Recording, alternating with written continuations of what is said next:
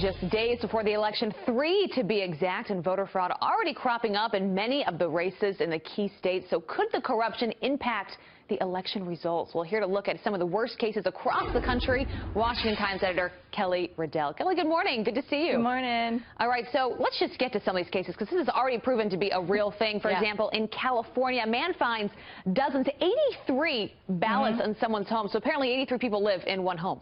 Yeah, well, Jerry Mosner, he was out gardening his house. He has an elderly neighbor who lives in a small little home. Noticed that she had a lot of mail that day, so went to pick it up. Found 83 ballots. Unreal. And she's just an old woman living in this house. So they went to actually the LAPD to report this, and the LAPD kind of shrugged their shoulders. They said, "I'll go to the post office."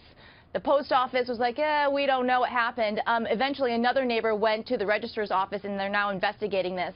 But they didn't seem too concerned there in California that 83 people were living in this small house, all registered to vote. Well, and that's California. Here's where it could get serious in a state like Florida, where the polls are neck and neck for Donald Trump and Hillary Clinton. In Florida, they busted two women on, third-degree felonies for voter fraud because the first woman was out canvassing, or she was supposed to be out canvassing for United People for like medical marijuana, out getting voter registrations. Well, apparently knocking on door-to-door was too difficult for her, so she just made up names.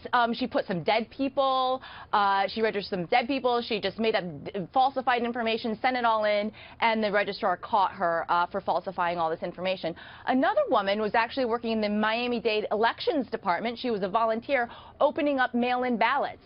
When she noticed that some people didn't vote all the way down the ballot for the mayor, she started checking boxes for them, for her favorite candidate. Unreal. And was caught doing that. Yeah. And these are just the ones that have been caught. It makes you wonder how many others are out there. Yeah. So also in California, more switches of voter registration there. Yeah, and this is an online hacking attack in Riverside County where registered Republicans were turning to Democrats and Democrats Republicans. People were messing with the voter files and voter data.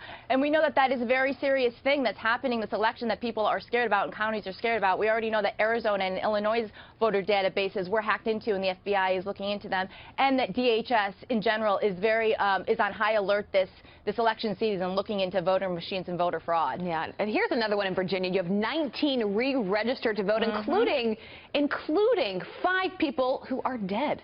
Yeah, and the reason why they found this one is because one of the relatives of the deceased re-registered person got a ballot, and they're like, wait a minute, my father passed away. This happened in Harrisburg County. This is where James Madison School is, and what it turned out was another canvasser, another student, basically, instead of going door to door, just started re-registering some dead people on the rolls to influence the election. I mean, when Donald Trump is talking about this rigged election, this is exactly what he's hitting at. It's crazy. Yeah, yeah, it is. And there's cases like these, there's multiple cases of these across the country. Well, let's just hope for the best come Election Day. Kelly, good to have you here. Good to see you. Thank you. It's an important issue.